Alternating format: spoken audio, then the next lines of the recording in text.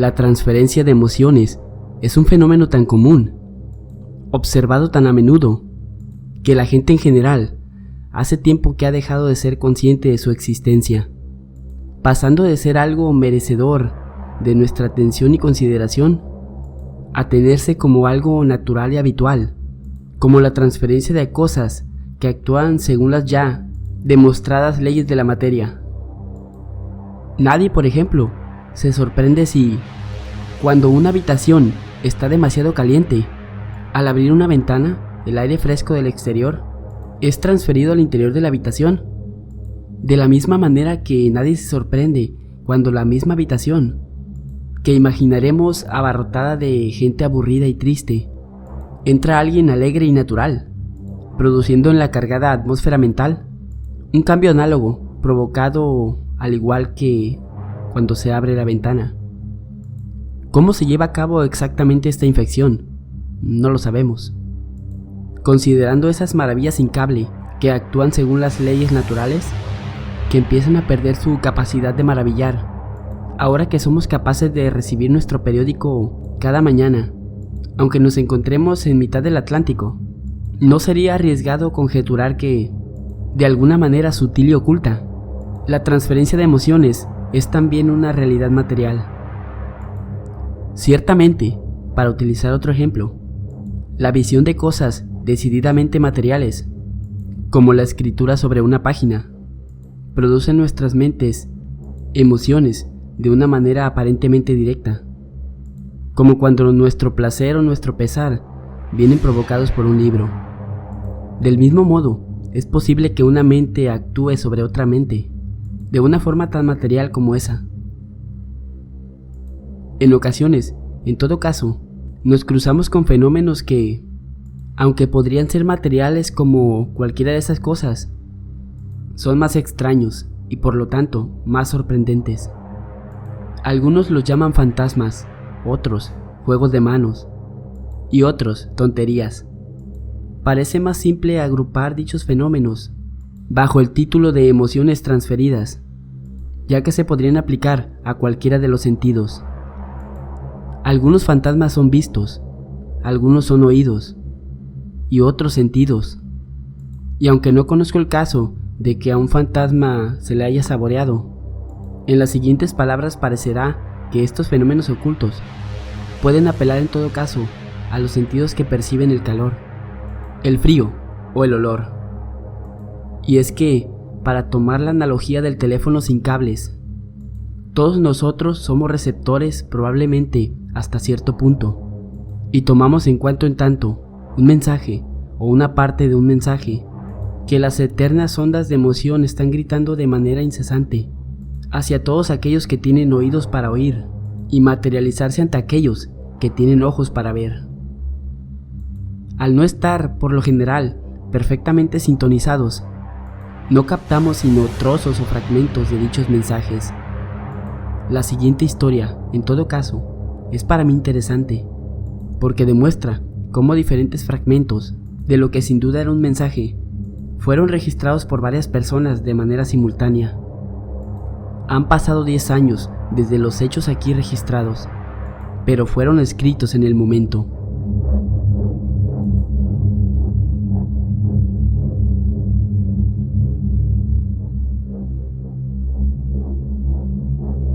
Jack Lorimer y yo éramos amigos desde hace mucho tiempo antes de que se casara, y su boda con una prima mía no derivó, como suele ser habitual, en una reducción de nuestra intimidad.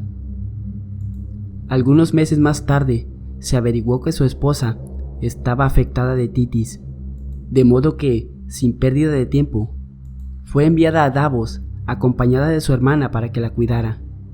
Evidentemente, la enfermedad fue detectada cuando aún se hallaba en su etapa inicial, y había suficientes motivos para esperar que, con los cuidados adecuados y un régimen estricto, pudiera ser curada por los hielos dadores de vida de aquel maravilloso valle. Las dos habían marchado en el mes de noviembre del año en que estoy hablando, y Jack y yo nos unimos a ellas durante todo un mes durante las Navidades, y pudimos notar que de semana en semana ella iba mejorando de manera rápida y constante.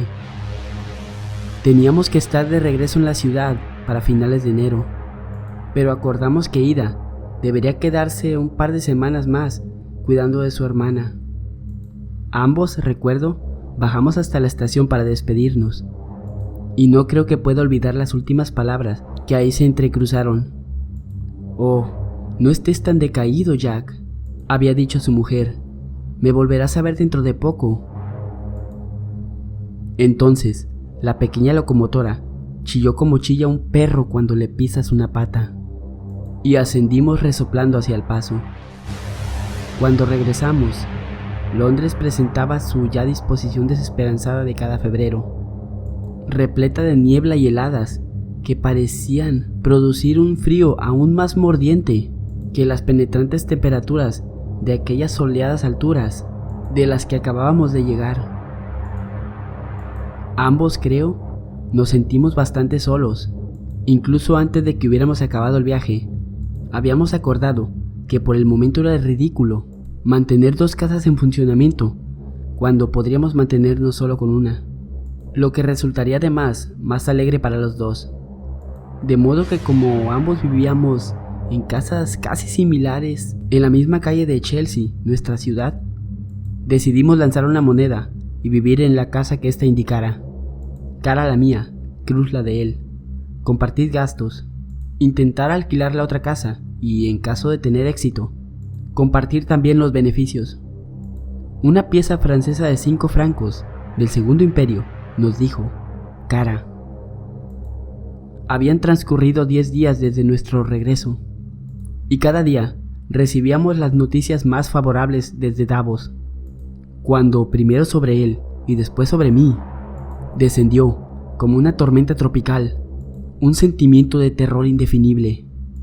Probablemente este sentimiento de aprensión, pues no hay otro en el mundo tan virulentamente infeccioso, me alcanzó a través de él. Por otra parte, los dos ataques de vagos presentimientos podrían haber surgido de la misma fuente, pero lo cierto es que a mí no me atacó hasta que Jack habló al respecto, de modo que la posibilidad se inclina más porque fuera él quien me lo transmitió a mí. Hizo su primer comentario, recuerdo, una noche en la que nos reunimos para charlar antes de acostarnos, tras haber regresado de nuestras respectivas casas en las que habíamos cenado. Me he sentido tremendamente deprimido durante todo el día, dijo, y justo después de haber recibido este espléndido informe sobre Daisy. No puedo entender dónde está el problema. Se sirvió un poco de whisky con soda mientras hablaba. «Oh, pobre hígado», dije, «yo que tú no bebería eso. Sería mejor que me lo cedieras».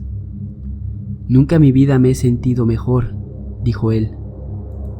Mientras hablábamos, yo estaba repasando la correspondencia y me topé con una carta del agente inmobiliario que leí con temblorosa impaciencia. «Excelente», exclamé. «Oferta de 5 guas. Ay, ¿por qué no escribiría en cristiano? 5 guineas a la semana hasta Pascua, por el número 31. Vamos a arder en guineas». «Oh, pero no puedo quedarme aquí hasta Pascua», dijo él. «No veo por qué no. Tampoco lo ve Daisy. Por cierto, hablé con ella esta mañana y me ha dicho que te persuadiera para que te quedaras. Eso si te apetece, por supuesto.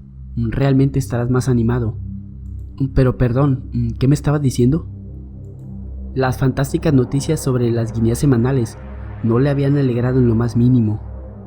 «Muchísimas gracias, claro que me quedaré». Recorrió la habitación 1 o 2 veces.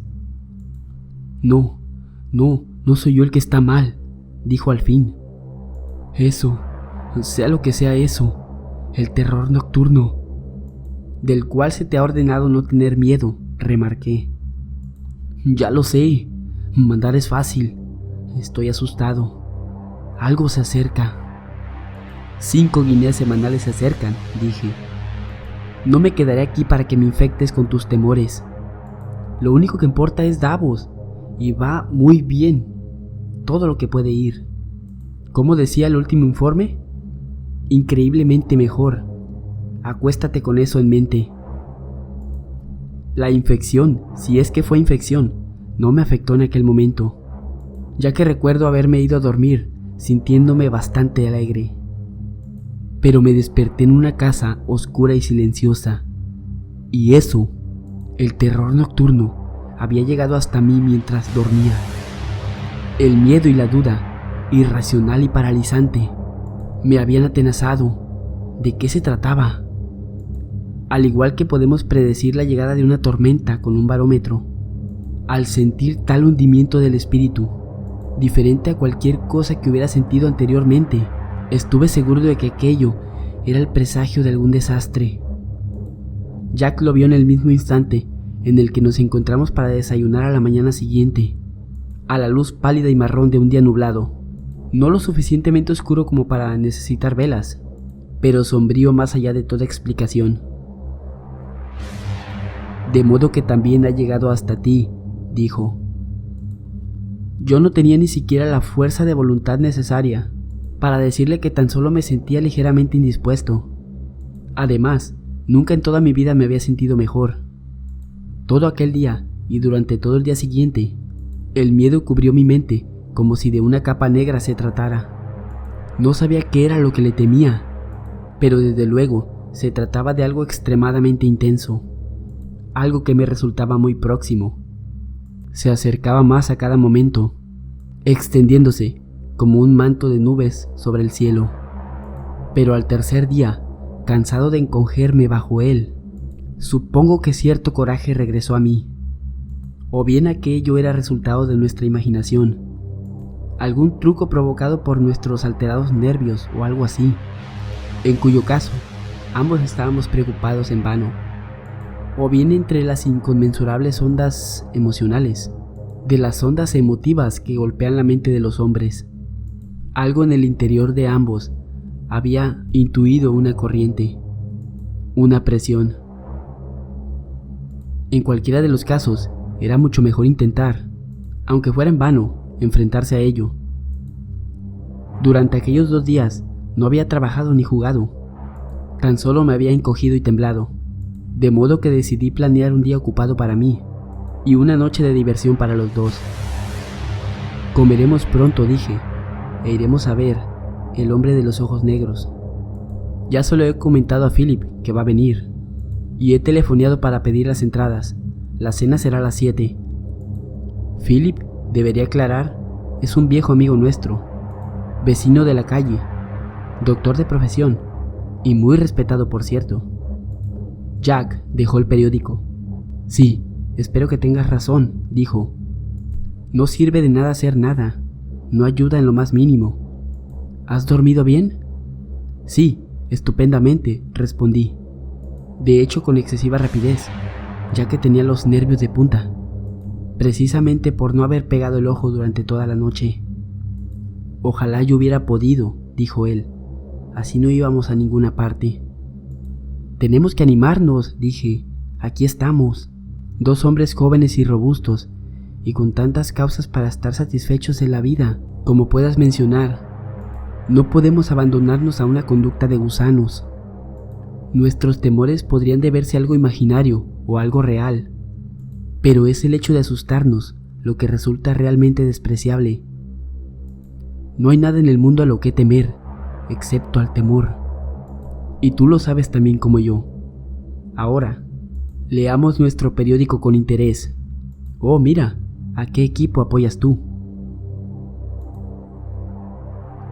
Aquel día, por lo tanto, en mi caso fue muy intenso, y pasaron suficientes acontecimientos frente a aquel fondo negro, de cuyas presencias fui consciente todo el tiempo, como para permitirme mantener los ojos alejados de él.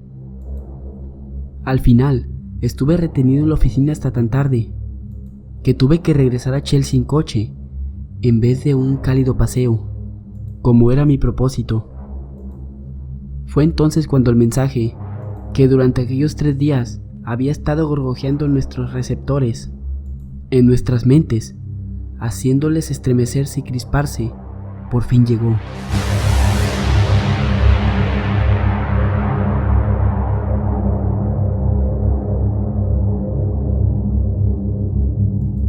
Cuando llegué, encontré a Jack vestido, ya que apenas faltaba 1 minuto o 2 para las 7. Él estaba sentado en la sala de estar. El día había sido cálido y bochornoso, pero mientras pensaba en dirigirme a mi habitación, me pareció como si de repente se hubiera vuelto tremendamente frío, no con la humedad de las heladas inglesas, sino con la cristalina y penetrante alegría de los días que habíamos pasado en Suiza. La leña estaba preparada en la chimenea, pero no había sido prendida, por lo que me arrodillé en la alfombra para prenderla. Vaya, pero si esto está helado, dije. Hay que ver lo burros que son los criados. Nunca se les ocurre que te puede apetecer una excelente fogata en invierno, y desde luego jamás en verano. Oh, por el amor de Dios, no enciendas la chimenea, dijo él. Es la noche más calurosa y bochornosa que recuerdo. Lo miré asombrado.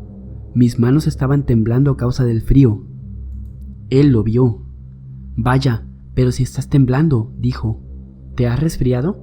Porque eso de que la habitación está fría. Mira el termómetro. Había uno sobre el escritorio. 25 grados, dijo.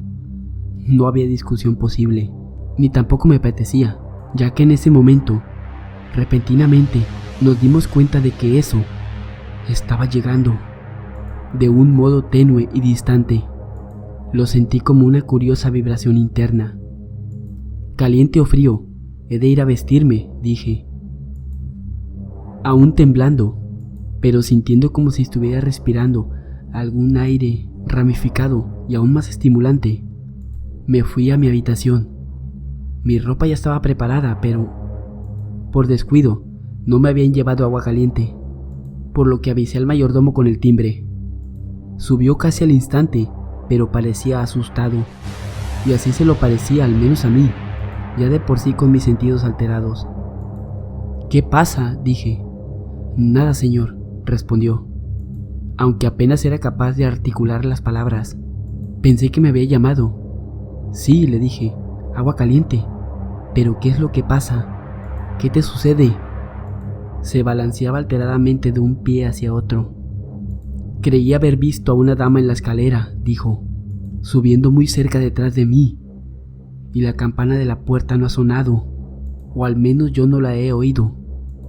¿Dónde crees haberla visto?, pregunté.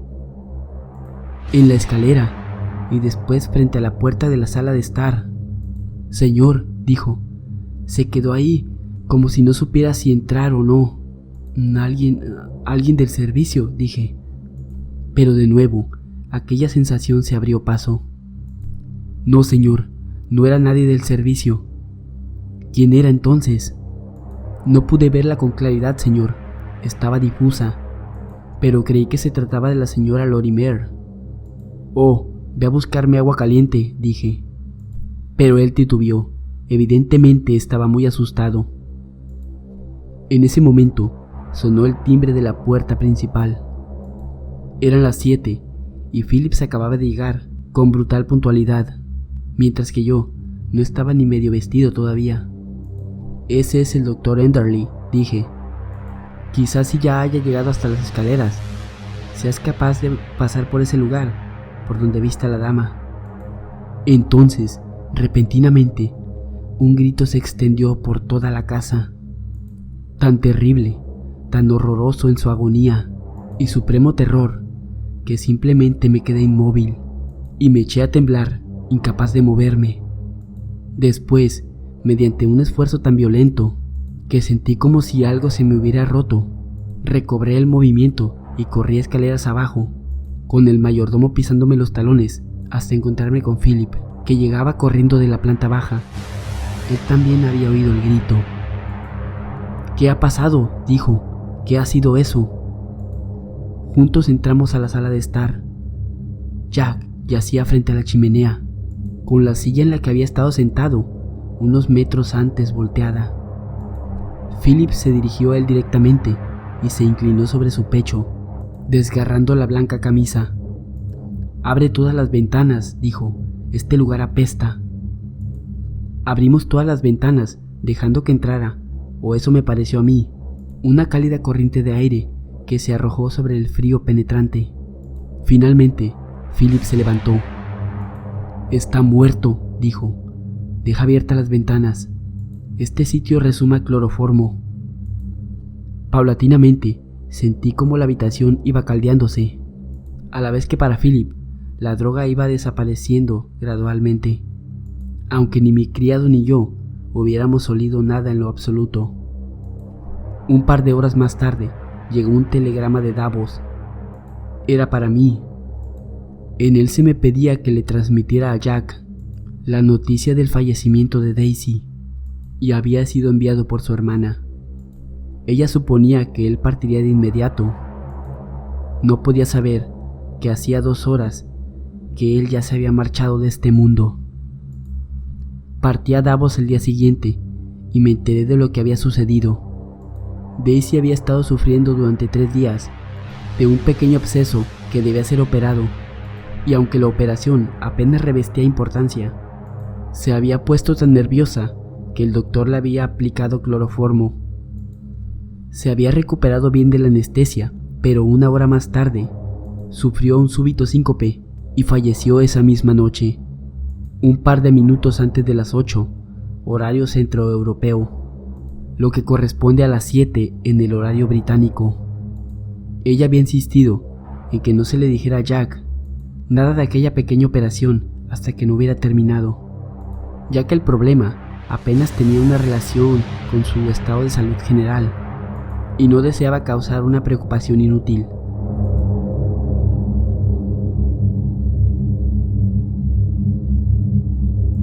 Así acaba la historia. A mi criado le llegó una visión de una mujer junto a la puerta de la sala de estar, en la que se encontraba Jack, dudando si entrar o no, justo en el momento en el que el alma de Daisy se cernía entre los 2 mundos.